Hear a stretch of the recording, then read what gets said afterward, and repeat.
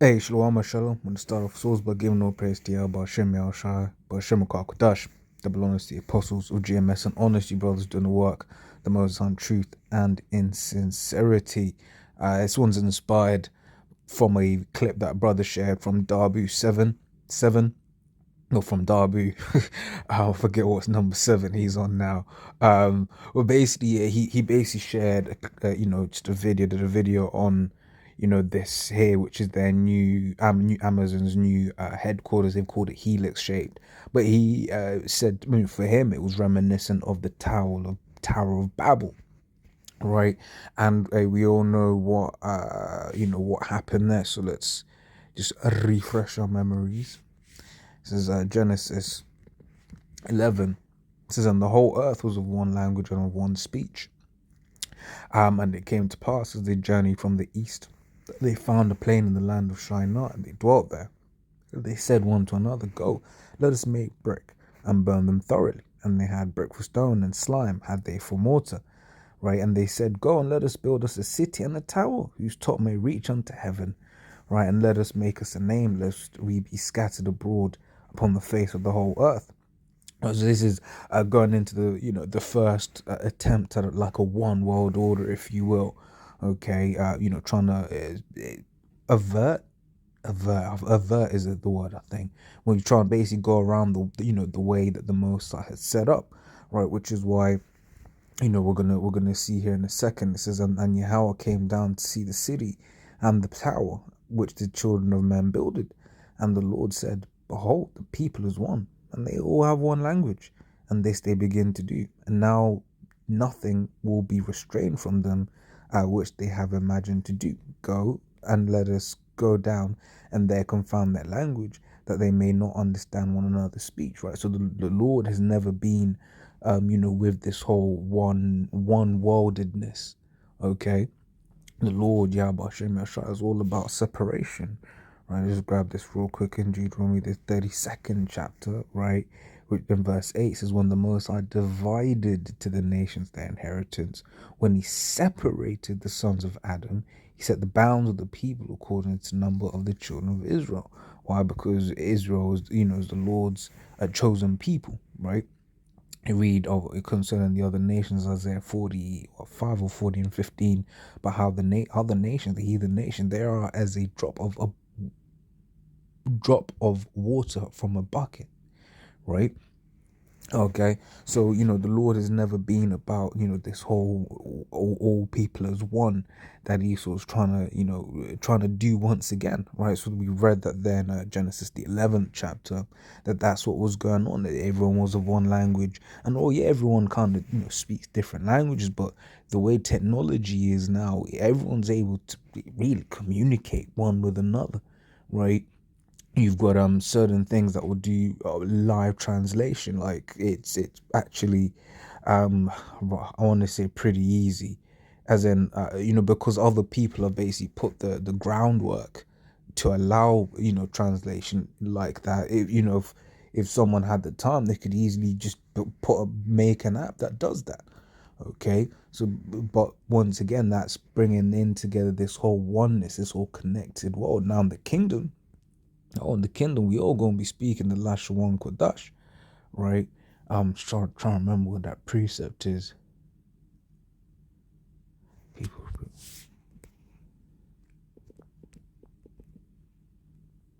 right? Or the Lashawan Tahar, if you will, which Tahar means pure. This isn't the one I want. Yes. It says Zephaniah 3 and 9. It says, for then will I turn to the people of pure language, that they may all call upon the name of Yahweh to serve him with one consent. Right now, the Israelites are all going to be speaking the Hebrew, and we're going to be rulers of the earth. So guess what? Everyone's going to be speaking the Lashon Kodash, right? Because guess what? Just like how here in the West, everyone has to speak the English. Why? Because English is what you refer to as the lingua franca. Franca is in Franca, lingua is in Lingua, right? Lingua franca is the language of commerce. Okay, now you read Isaiah 60, everyone's going to be coming up to Jerusalem. You read Isaiah 2, everyone's going to be trying to learn of our laws. So everyone's going to be speaking the Hebrew. However, all right, everyone's going to be under subjection. There ain't going to be no, no oneness. Okay, all right, well, I'll come back to this and, make the point, right? But what really caught me about, this whole thing about this Tower of Babel-esque building was where it was located. It was located in Virginia, right? Which I was like, yo, what does Virginia mean, right? So you look up behind the name, which you end up on this site a lot. You meet people in the world, whatever, what have you, right? You like, yo, what does that name mean? You look up the name. Some people have some off names and all of that sort of stuff, right? But yes, it's Virginia. It's a feminine form of the Roman family name Virginius or Virginius or Virgin. Okay, yeah, it's VER versus VIR, which is of an unknown meaning, but long associated with Latin Virgo, made virgin, right? So I was like, wait, they built this Tower of Babel. Look, they're planning to build this Tower of Babel like building in a place called Virgin, right? And obviously we know America to be the Virgin Babel, a virgin daughter of Babylon, as we're going to get in the precepts in a moment. But you get certain things. For you, you might be like, "Nah, it's nothing." But for me, I'm just like, "Yo, that's a, that's something." It says, according to legend, it was the name of a Roman woman killed by her father so as to save her from the clutches of a crooked official. Also goes into the mythology behind behind one of the characters with that name. Right, it says this was the name of the first English baby born in the New World. Right, Virgin Dare or Dare, or I don't know how you pronounce that last name. Right, which are we even able to look at? Are we able to look at Dare? Is that? Are we asking too much now?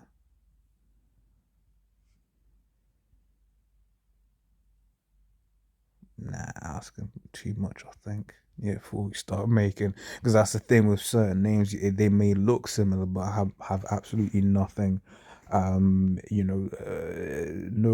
real relation. For instance, you got John and Jonathan, right? Which in the English sound like, related names, but they actually have two different roots. Jonathan is Yawanathan, and John, right? That's like Yawakanaan, right? So let me not look too much into there if there isn't um, a direct route. So we carry on. Right? It says this was the name of the first English baby born in the New World. So the first English baby born in the quote New World in America was also called Virginia, right? Which was named after the place because they had named it after Queen Elizabeth, the quote Virgin Queen as they call her, right? And they basically named the place, so the baby was named Virginia, right? Literally, So like I said, it's all of these different things. So, like I said, Isaiah 47, it says, "Come down and sit in the dust," which dust represents confusion, right? O virgin daughter of Babylon. Now, why is America referred to as the virgin daughter of Babylon? Because America hasn't been touched, right? America hasn't known any real death and loss, right? But that's why for them they always compare loss to 9/11s, right? So you look at what's been happening over the last couple of weeks and months, right, with their daily Rona tally, and they're like, oh, you know we've had another 9/11 worth of death, whereas like everyone else, like, yo, we had, we World War One, World War II, right? And then you look over there, to like Afghanistan and Iraq, like in Yemen, those are regular numbers that have been regular for years upon years upon years. Okay, they always saying that a million Iraqis died, and this was like when I was first coming into the truth. So this was rather hearing about the truth, right? So so a load of them Iraqis have been killed. So once again, America's not been touched. They haven't known death, like that, right? You may be like about 9/11, but hey, trust science, right? And I know the science about free fall. Let me just say that. And I know the science about jet fuel and steel beams, okay? And just leave it at that. Right, it says, sit on the ground, there is no throne, O daughter of the Chaldeans. Right, for thou shalt no more be called tender and delicate. See if I've missed any breakdowns there. So let's read Psalms 137, 7 to 8. It says, remember, O Lord, the children of Edom. Oh, yes. In the day of Jerusalem, who said, right, race it. And that word there, race, RASE, is destroy. Right, even to the foundation thereof. O daughter of Babylon, who art to be destroyed, happy shall he be that rewardeth thee as thou hast served us. So that there's proving who the daughter of Babylon was referring to, right? Referring to these Edomites, but in this particular instance, it's the chief house of Edom. Not sure how can let me phrase that better. This the chief city of Edom. Let me say it like that, because the chief house of Edom, that is Amalek, right? Because obviously even just like how of Israel, you've got the chief house, which we would say the head tribe, right? So I just wanted to phrase that correctly. So you have the chief city, right, in what do you call it, in of Edom, which at the moment is America, right? That virgin daughter of Babylon, right? But guess what? It says, who art to be destroyed, right? Happy shall he be that rewardeth thee as thou hast served us. And this is what's the word I'm looking for? This is revenge, right? This is revenge in the scriptures, man. Why? Because of all the wickedness that this man has done. Right, it says, happy shall he be that taketh and dasheth thy little ones against the stones. Right. While I'm just here.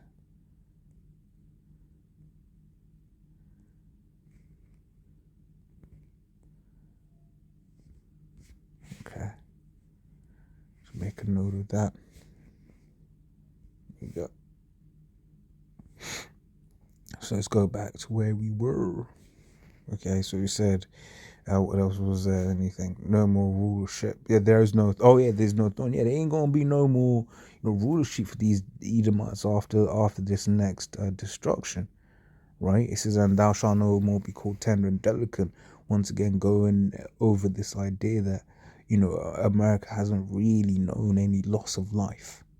Okay, because this current situation, if you want to look at that, that's really not that deep in comparison to what they were going through on a daily basis from other diseases anyway.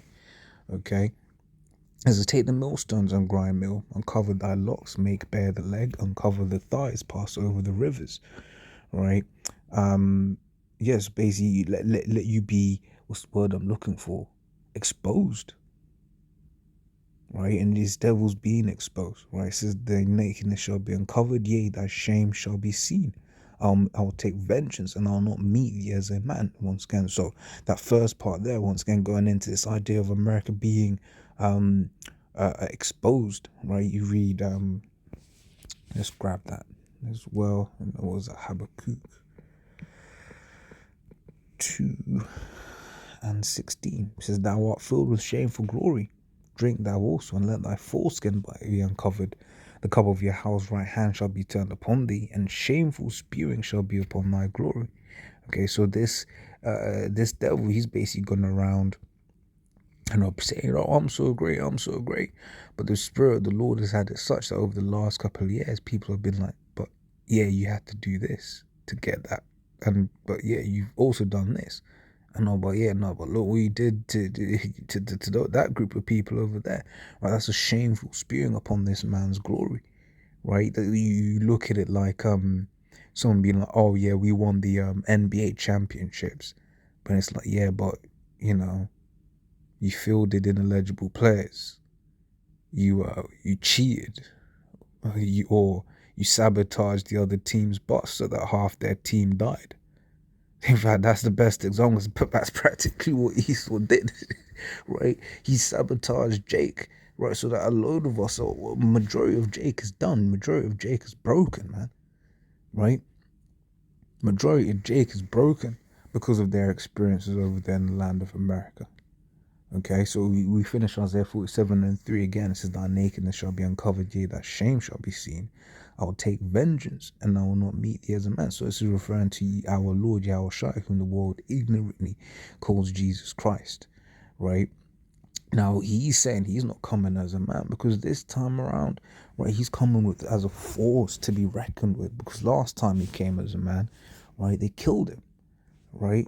This time, look, man, there were no games to be played. It's all business, right? This is Revelation 1. What should I say? Like, it was business last time.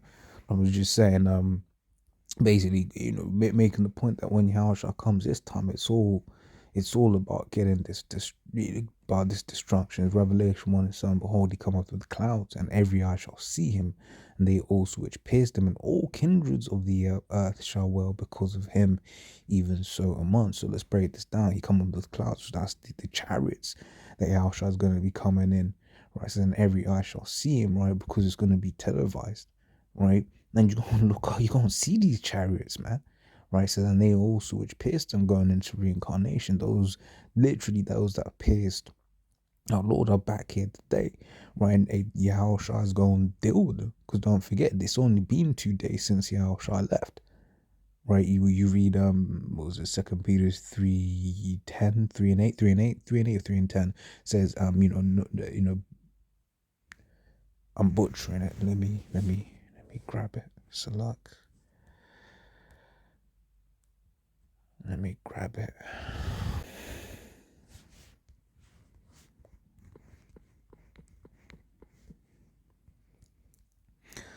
Second Peter 3 and 8, but beloved, be not ignorant of this one thing, that one day is with the Lord as 1,000 years, and 1,000 years as one day. Right, so one day in the celestial realm is like unto us as 1,000 years. So really and truly, it's only been 2 days since Yahushua left. So that anger burns hot in him. Okay. This is an all kindred, yeah. So he's waiting to do, to revenge, or rather to avenge himself against those that pierced him, man. Right? This is an all kindred of the earth shall well because of him. Why? Because he's coming with fire. He's not coming with peace. Right? You read that in Matthew 10:34.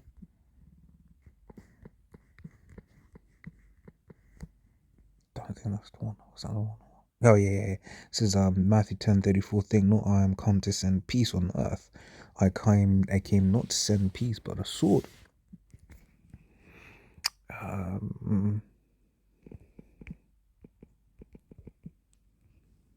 This is Luke